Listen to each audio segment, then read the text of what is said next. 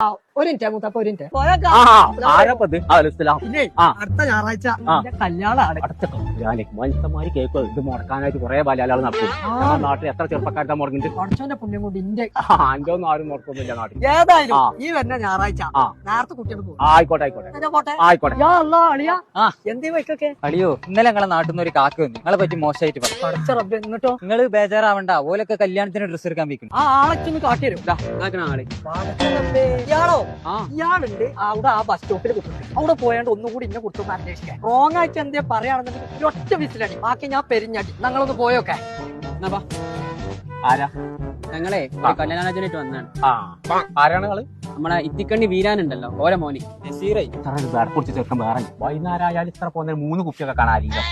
ആ പുക ഇങ്ങനെ പുടിയാന്ന് പറഞ്ഞാല് തീവണ്ടി പോണ മാതിരിയല്ലേ പോക്കും. ചോട്ടുകൂടിയും കണ്ണുകൂടിയും മൂക്കുകൂടിയും ഒക്കെ കൂടി ഇങ്ങനെ വരുന്നുണ്ട്. കണ്ണൊക്കെ ചോത്തിട്ടാണ് അങ്ങനെ കയറാൻ പറപ്പ് കയറില്ല.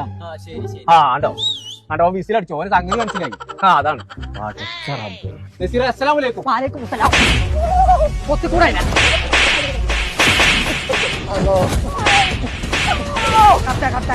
ഞാൻ പോയി കല്യാണത്തിന് എടുത്തിട്ട് വരാം. ജംഗള നമ്മളിപ്പോ ഉള്ളത് കോട്ടക്കൽ BH റോഡിലുള്ള ന്യൂ ലുക്ക് ജെൻസ് വെഡിങ്ങിലാട്ടോ. ഒരു കല്യാണച്ചക്കന് ആവശ്യമായ A to Z സാധനങ്ങൾ റെന്റ് ആയാലും സെയിൽ ആയാലും ഇത്രത്തോനെ കളക്ഷനിൽ നമ്മളെ മലബാർ ഏരിയയിൽ വേറെ ഇല്ല. പെരുന്നാളും കൂടെ കളറാക്കണമെന്നുണ്ടെങ്കിൽ ഇങ്ങോട്ട് പോകുന്നത് നമ്മളെ കോട്ടക്കൽ BH റോഡിലുള്ള ന്യൂ ലുക്ക് ജെൻസ് വെഡിങ്.